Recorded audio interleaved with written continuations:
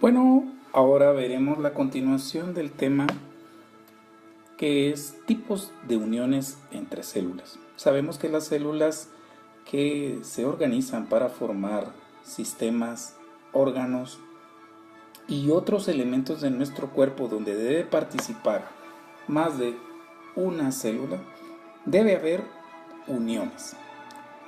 3 grupos vamos a aprender: uniones adherentes, uniones estrechas, como acá, y uniones comunicantes. Las adherentes, pues ya ahí podemos ver o saber que son uniones que van a tratar de reunir célula con célula. Las uniones adherentes se subdivide en propiamente adherentes, desmosomas y hemidesmosomas. En este esquema podemos ubicar la adherente que está acá. Vamos a ver qué o cuáles son las características. También vamos a hablar de las desmosomas, que son estas, como en broche. Y también vamos a hablar de las hemidesmosomas que están en la base de la célula. Podríamos decir que esta es la célula y que la unión adherente y desmosomas están ubicadas entre célula y célula. Continuando con la ubicación, nos dicen que también hay uniones estrechas o también llamadas ocludentes y las comunicantes. ¿Dónde las ubicamos?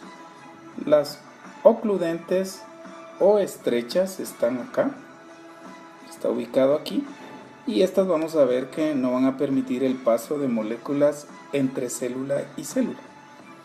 Y por último vamos a ver las comunicantes, que son un tipo de unión que coopera también, o sea, van a estar ubicadas para que haya paso entre moléculas que vayan de un citosol al citosol vecino. Esos son comunicantes. Ahora veremos las uniones adhesivas. Las uniones adhesivas hemos mencionado que están las que se denominan uniones adherentes propias.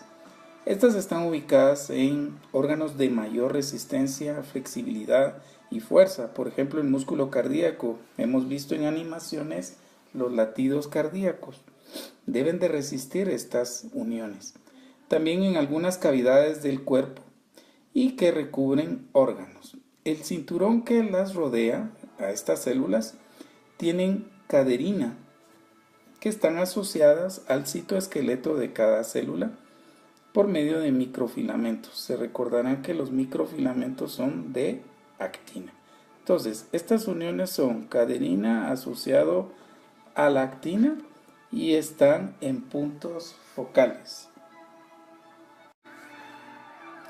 Como podemos ver en esta imagen, la de acá, vamos a ver que está la caderina, que está, digamos, entre una membrana de una célula y la vecina. Aquí en medio, en el espacio intercelular, podríamos decir, extracelular para ambas células. Si quieren, ponemos acá, que esta es la célula A y esta es la célula B. Vamos a ver entonces que las membranas de la célula A y célula B tienen un espacio que es intercelular. Pues la caderina, que es una proteína, está asociada, es dímera porque son dos y son homólogas porque son del mismo tipo. Entonces vamos a ver que la caderina se asocia con la caderina vecina. Ahora veamos solo un punto específico. Digamos que cada una de estas caderinas están asociadas a los filamentos de actina dentro de cada uno de los citoplasmas. Vean, aquí está la actina de este lado y la actina de este otro. Bueno, podemos ver también acá, ya un poquito más en grande, que aparte van a ver la participación de varias moléculas que unen la caderina con la actina. Y estas se llaman catetina B y catetina alfa. ¿Ok? Ahora, están otras uniones adhesivas que se llaman caderinas, que son intercelulares, también dijimos que están entre las células, y están asociadas también a la actina alfa y la catetina beta en el espacio intercelular. Los filamentos de caderina están asociados a calcio, y eso es importante en su diferenciación con las uniones adherentes. Continuando, la tercera unión adherente es los desmosomas. Recordar, está entre célula y célula, por eso se le llama intercelular. Se les han denominado de varias formas. Algunas le llaman máculas adherentes. Son uniones adhesivas y son aquellas uniones que son como tipo remache o disco, en donde sufren grandes tracciones y pueden resistirlas. Por eso está abundante, dice, en tejidos de mayor tensión como el corazón, el cuello de la matriz, que le llama la gente, que se llama cervix, y en la piel. Vamos a ver que el desmosoma en su estructura, aquí está representado en esta imagen, también tienen caderinas, solo que estas se les llaman desmogleína y desmocolina. Son dímeros, pero hetero, quiere decir distintos, ¿ya? Entonces vamos a ver que el desmosoma va a estar unido, solo que ahora no con actina, sino con filamentos intermedios. A eso, filamentos intermedios pueden ser bimentina, destina o queratina. Recordar que estas son las que le llaman tipo remache y tienen mayor tracción y resistencia a ese estrés que le llaman de tracción en los tejidos. Otro tipo de unión es el hemidesmosoma. Se parece mucho al desmosoma que aprendimos. Ahora, ustedes se recordarán que el desmosoma está en el espacio intercelular. En cambio, hemidesmosoma está uniendo la base de la célula. Digamos que esta es la célula. La base sería esta región. Y ustedes pueden ver que el hemidesmosoma se encuentra justo en la base, uniendo a las células con la membrana basal. De ahí, casi todo lo demás tiene mucho equivalente al desmosoma. Hay una enfermedad llamada pemphigo. Es una enfermedad que se le denomina autoinmune. ¿Qué quiere decir autoinmune? Es cuando las estructuras o partes del cuerpo, células, tejidos, órganos, no son reconocidos por el sistema de defensa de nuestro mismo cuerpo y son atacadas y destruidas algunas veces. Aquí les aparece una palabra importante: anticuerpos. Los anticuerpos son moléculas de proteína que actúan contra algún antígeno. El antígeno podría decirse, la molécula no reconocible o no propia de nuestro cuerpo. Pero como es autoinmune, estos anticuerpos no reconocen propiamente a las moléculas o estructuras de nuestro cuerpo y las tratan de atacar porque no las reconocen como propias. En el caso del pénfigo, los anticuerpos actúan contra las moléculas de desmogleínas. Se recordarán ustedes que la desmogleína está aquí ubicada en la parte central de la estructura del desmosoma. Se recuerdan que estas desmogleínas están aquí participando en estas uniones intercelulares. Bien, esto es un ejemplo de un problema que ocurre a nivel de las uniones y puede separarse las células de, por ejemplo, la piel. Vean en internet y pongan pénfigo y van a ver algunas imágenes de unas ampollas que se producen.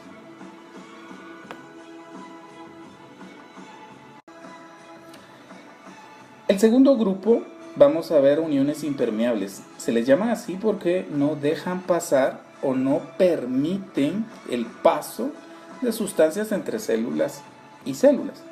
Son abundantes en epitelios donde se necesita que no ocurra esto. Por ejemplo, la vejiga. La vejiga no permite en las células que pase la orina al resto del cuerpo. Conductos de glándulas como el páncreas, que tiene conductos que van al intestino y no permite entonces que todo ese contenido se derrame fuera de ese conducto. El intestino delgado, el intestino grueso tampoco permite que todos los alimentos y el proceso de los mismos vaya a salir del mismo, porque podría haber una sepsis. ¿Se recuerdan la apendicitis? Hay una etapa de la apendicitis que si se rompe esa apendicitis o se perfora, le llamamos, puede haber hasta una sepsis, una peritonitis, se infecta todo el abdomen y puede haber hasta muerte.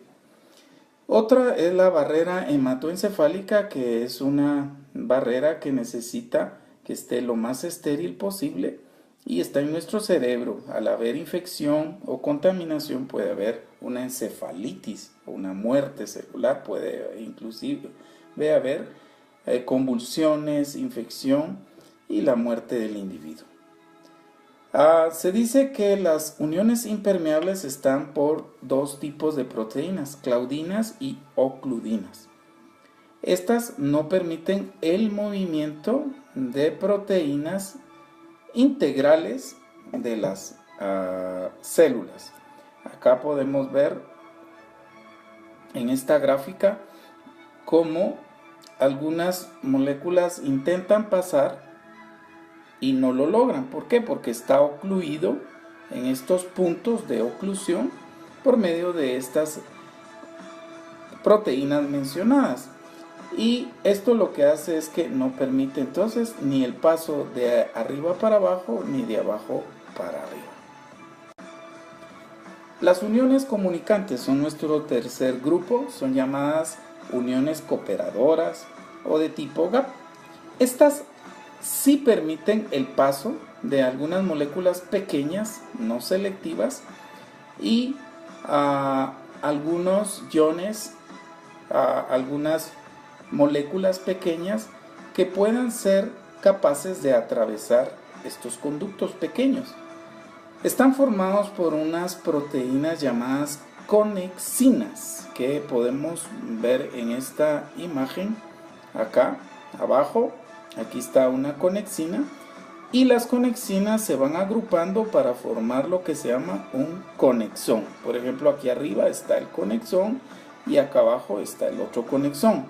Debe haber una comunicación, o por lo menos que se acople el conexón de la célula A con su célula vecina B para permitir el paso de proteínas, entonces, el paso de moléculas de un citoplasma a otro. Tienen la capacidad de abrirse o cerrarse, no están directamente abiertas, sino están cerradas, y al estímulo por medio de la fosforilación de la conexina se abre este conexón. Se ha visto que participan en muchas células, pero las más importantes son las musculares, especialmente en el cardíaco, para que comunique una célula a la otra el impulso nervioso, para que haya contracción muscular. En las células, por ejemplo, nerviosas, es importante en sinapsis, que es la unión entre nervio y músculo. Lo vamos a ver en la clase o el tema de comunicación intercelular. Los vegetales también tienen uniones comunicantes, solo que en ellos se les denomina plasmodesmos. Atraviesan la pared celular. Recuérdense que las células vegetales tienen pared celular y deben atravesarlo. Y forman un conducto de membrana en los que se comunican las células vecinas. Se dice que está formado por membranas producidas por el retículo endoplásmico liso. La pared celular es un componente que es equivalente a la matriz extracelular de animales. Se recordarán ustedes que la pared celular estaba tanto en vegetales como bacterias, hongos. Estas dan firmeza, hidratación y está formado, habíamos hablado, en una unidad de polisacáridos, la celulosa, pectina, glucoproteína y hemicelulosa. La pared celular le da estabilidad a la célula vegetal, bacteria u hongo. Resumiendo las uniones, vamos a ver, ¿se recuerdan uniones adherentes? Las uniones adherentes tienen caderina, solo que aquí se le llama caderina E, y están unidas intracelular en el citoesqueleto dentro de las células por microfilamentos. A eso le llamábamos nosotros actina. Se recordarán que están asociados a catetinas vinculinas. Ahora, veamos los desmosomas.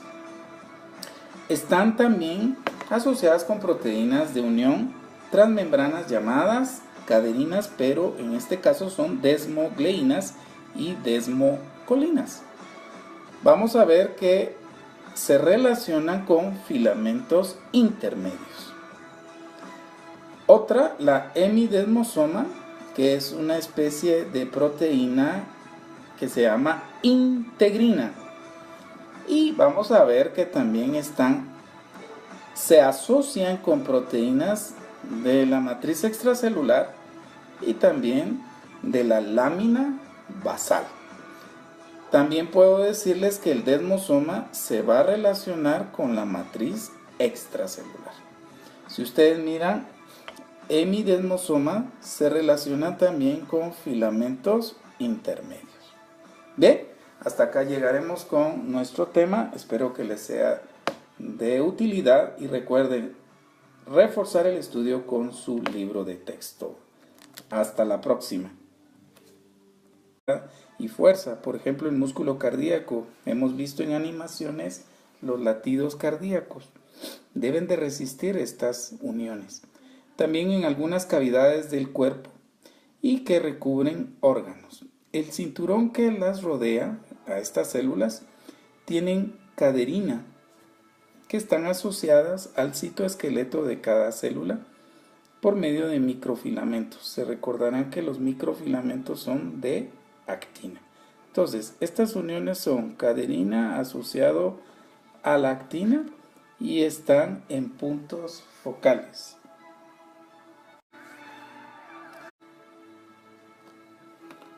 Bueno, ahora veremos la continuación del tema que es tipos de uniones entre células. Sabemos que las células que se organizan para formar sistemas, órganos y otros elementos de nuestro cuerpo donde debe participar más de una célula, debe haber uniones. 3 grupos vamos a aprender: uniones adherentes, uniones estrechas, como acá, y uniones comunicantes. Las adherentes, pues ya ahí podemos ver, y también vamos a hablar de las hemidesmosomas que están en la base de la célula. Podríamos decir que esta es la célula y que la unión adherente y desmosomas están ubicadas entre célula y célula. Continuando con la ubicación, nos dicen que también hay uniones estrechas o también llamadas ocludentes y las comunicantes. ¿Dónde las ubicamos? Las ocludentes o estrechas están acá, está ubicado aquí, y estas vamos a ver que no van a permitir el paso de moléculas entre célula y célula. Y por último vamos a ver las comunicantes, que son un tipo de unión que coopera también, o sea, van a estar ubicadas para que haya paso entre moléculas que vayan de un citosol al citosol vecino. Esos son comunicantes. Ahora veremos las uniones adhesivas. Las uniones adhesivas hemos mencionado que están las que se denominan uniones adherentes propias. Estas están ubicadas en órganos de mayor resistencia, flexibilidad, o saber que son uniones que van a tratar de reunir célula con célula. Las uniones adherentes se subdivide en propiamente adherentes, desmosomas y hemidesmosomas. En este esquema podemos ubicar la adherente que está acá. Vamos a ver qué o cuáles son las características. También vamos a hablar de las desmosomas, que son estas como en broche,